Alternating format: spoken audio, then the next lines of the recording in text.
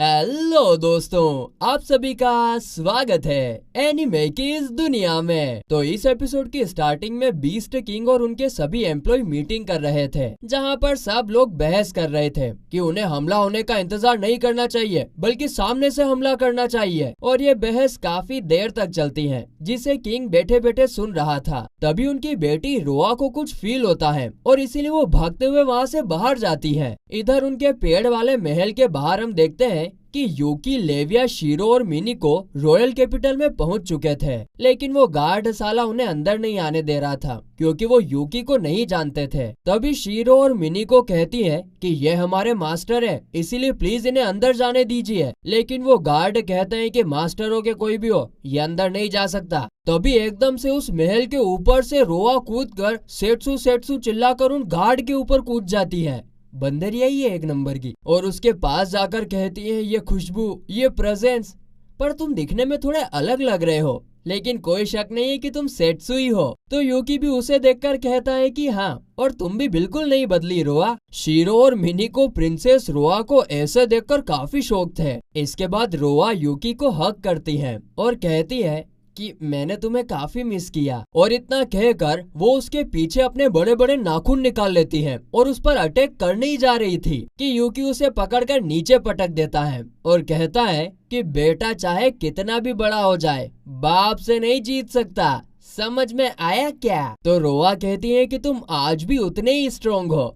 अच्छी बात है। इसके बाद वो सब लोग मिलकर अंदर जाते हैं, जहाँ रोआ यूकी का हाथ पकड़कर चल रही थी। वो कहती है कि मैंने सुना था कि तुम अचानक से गायब हो गए थे और इसीलिए मैं डर गई थी, और अगर तुम वापस आ गए थे तो सीधा मेरे पास आना चाहिए था ना। तो यूकी कहता है माफ करना, काफी सारी प्रॉब्लम्स चल रही थी। और फिर यूकी रोआ को एक बिल्ली की तरह सहलाने लगता है, जिससे रोआ को काफी अलग ही मजे आने लगते हैं। तभी सामने से किंग भी बाहर निकलकर सेट्सू सेट्सू चिल्लाते हुए आता है और उसके ऊपर कूद जाता है, और सेट्सू उन्हें भी यहाँ पर धोबी पछाड़ दे देता है। जिस पर किंग हंसते हुए कहता है,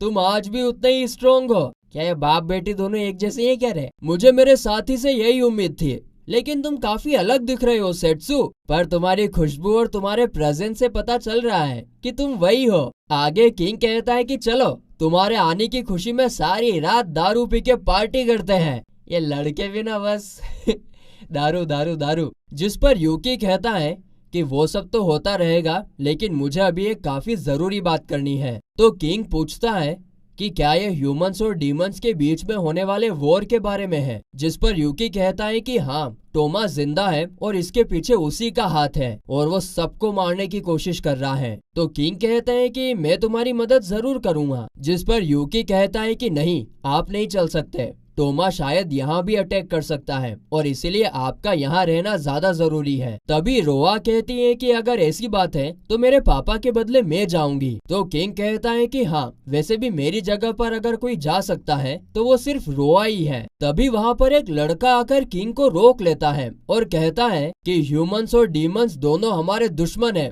और अभी जब हमारा देश भी खतरे में है तो हम उन्हें कोई मदद कैसे दे सकते हैं। और फिर उसका इंट्रोडक्शन होता है कि मैं रोगा हूँ, आर्मी का कमांडर और रोआ का फियोंसे। जिस पर रोआ काफी जोर से सर हिलाकर इनकार कर देती है, नहीं नहीं नहीं नहीं, ये नहीं है। आगे किंग उससे कहता है कि तुम्हारी बात भी सही है, लेकिन ये मेरा दोस्त हीरो सेट्सू है। जिस पर रोगा कहता है कि ये वही हीरो है जो 5 साल तक गायब हो गया था, तो इसका क्या सबूत है कि ये अब भी हमारी साइड में है। इस पर किंग कहते हैं कि हाँ, तुम्हारी बात में दम तो है, इसीलिए हम इस आर्ग्यूमेंट को हमारे तरीके से सोल्व करेंगे। जिसके बाद रोगा यूकी से कहता है कि मैं तुम्हें लड़ने के लिए चैलेंज करता हूँ। जिसे सुनकर किंग कहते हैं कि हाँ, मैं इस लड़ाई को अप्रूव करता हूँ और जो ये फाइट जीतेगा उसे रोआ के साथ शादी करने को मिलेगा।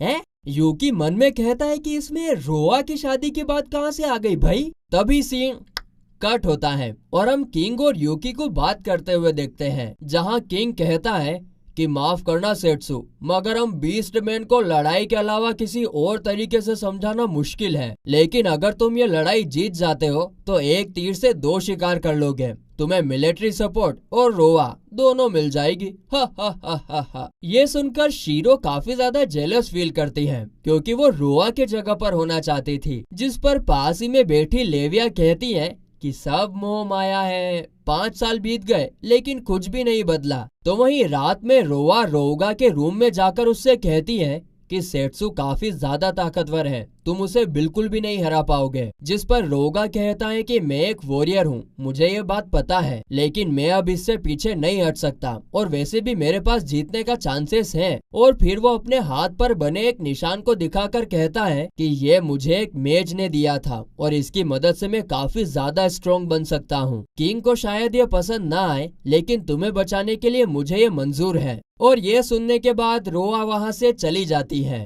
इसके बाद अगले दिन यूकी और रोआ की फाइट स्टार्ट होती है। यहाँ पर किंग रूल्स बताते हुए कहते हैं कि ये मैच तब खत्म होगा जब दोनों में से कोई लड़ने की हालत में नहीं होगा या सरेंडर कर देगा। और फिर वो मैच स्टार्ट करने का सिग्नल दे देते हैं। अब जैसे ही मैच स्टार्ट होता है, रोगा तुरंत यूकी पर अटैक कर देता है, पर यूकी उसके अटैक से आराम से बच जाता है। ये देखकर रोगा उसके ऊपर एक और अटैक कर देता है, तो यूकी उसे अपने हाथों से ही रोक लेता है। ये देखकर रोगा दंग रह जाता है कि यार ये तो सच में पावरफुल है, और इसीलिए फिर वो अपने बीस्ट फॉर्म में ट्रांसफॉर्म हो जाता है। लेकिन अगले ही पल यूकी उसकी पूंछ को पकड़कर जमीन पर फिर से पटक देता है। अब गिरने के बाद रोगा फिर से उठने की कोशिश करता है, पर यूकी उससे कहता है कि अब बस करो, मैं तुम्हारे बीस्ट मैन प्राइड को और हर्ट नहीं करना चाहता हूँ। ये सुनने के बाद रोगा काफी ज्यादा गुस्से में आ जाता है और कहता है कि तुम्हारा मतलब कि मैं इस लायक भी नहीं हूँ कि तुम मुझे हरा सको। तभी उसका मार्क चमकने लगता है,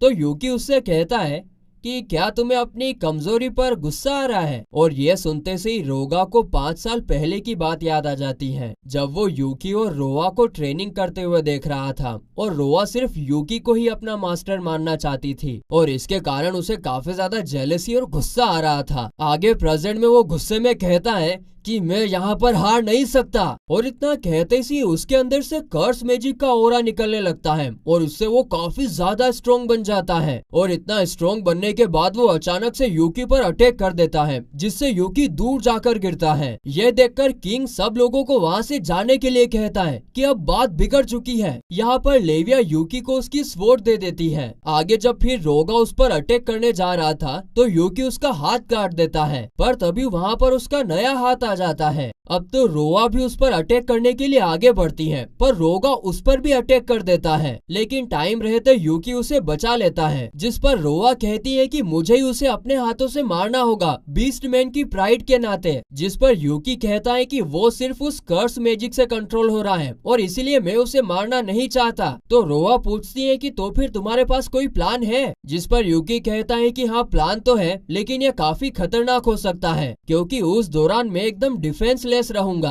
तो रोआ कहती है कि तुम फिक्र मत करो, उस दौरान मैं तुम्हें बचाऊंगी। अब ये सुनकर यूकी तुरंत ग्लूटन मैजिक को समन करने लगता है, लेकिन तभी वहाँ पर चारों तरफ धुआं हो जाता है। रोगा की नसें फटने लगती हैं और उसमें से खून निकलने लगता है। और फिर अचानक से रोगा का सर फट जाता है और उसके अंदर से टोमा निकलता है। वो यूकी को देखकर कहता है, काफी दिनों बाद मिले सेट्सू, मैंने तुम्हें काफी मिस किया। फिक्र मत करो, मैंने इसे मार दिया है क्योंकि तुम इस पर अपना कीमती मैजिक पावर वेस्ट करने जा रहे थे। और माफ करना, मैं तुमसे सिर्फ एक शेडो बनकर मिल रहा हूँ, पर तुम्हें देखकर मुझे काफी खुशी हुई। तभी रोआ कहती है कि क्या वो तुम ही थे जिसने रोगा की ये हालत की है। जिस पर टोमा गुस्सा हो जाता है और कहता है कि मेरे और सेट्सू के बीच में बोलने की हिम्मत कैसे हुई। और इतना कहकर वो उस पर अटैक करने जा ही रहा था कि यूकी उसे रोक लेता है और कहता है कि रोआ को कुछ मत करो टोमा। जिस पर टोमा कहता है कि तुम उस लड़की के लिए मेरे ऊपर हमला करोगे, फिर से तुम मेरी जगह किसी और को प्रोटेक्ट करोगे। तुमने तो मुझसे प्रॉमिस भी किया था, पर फिर भी। लेकिन कोई बात नहीं, मैं फिर भी तुम्हें खुश करूंगा। मैं सारे ह्यूमंस, डीमंस और बीस्ट मैन को खत्म कर दूंगा ताकि कोई हमारे बीच ना आ सके। यह सुनकर यूकी कहता है कि अपना मुंह बंद रखो, अगर तुम मासूम लोगों की जान लोगे तो मैं फिर से तुम्हारे टुकड़े टुकड़े कर दूंगा। जिस पर टोमा कहता है कि क्या तुम्हें लगता है कि तुम सबको बचा सकते हो? वॉर ऑलरेडी स्टार्ट हो चुकी है और इस बार मैं तुम्हें अपना बना कर रहूंगा। इतना कहते सी टोमा वहाँ से गायब हो जाता है, जिसके थोड़े टाइम बाद किंग यूकी से माफी मांगते हैं और कहते हैं कि माफ करना, मुझे इस लड़ाई को अप्रूव ही नहीं करना चाहिए था। तो यूकी कहता है कि ये तुम्हारी गलती नहीं है, वैसे भी टोमा आने ही वाला था और हम बाद में इन सब का शोक मना लेंगे, पर अभी इसके लिए टाइम नहीं है। हम अभी फौरन डिमोनिक कॉन्टिनेंट के लिए निकलने वाले हैं, टोमा को रोकने के लिए। जिस पर किंग कहते हैं कि ठीक है, मैं एक शिप तैयार करता हूँ और हमारी आर्मी भी जितना जल्दी हो सके वहाँ पहुँच जाएगी। इसके बाद यूकी रोआ के पास जाता है, जो कि वहीं पर खड़ी थी जहां रोगा की मौत हुई थी। यूकी उससे पूछता है कि क्या तुम ठीक हो? तो वो हंसते हुए कहती है कि हाँ बिल्कुल, तुमने मुझे समझ क्या रखा है, और वैसे भी अभी दुखी होने का टाइम नहीं है। जिस पर यूकी कहता है कि हाँ तुम सही कह रही हो, और फिर वे लोग वहां से जाने लगते हैं, जिसके साथ ही ये एपिसोड यहीं पर खत्म होता है। बुद्धि विवेका।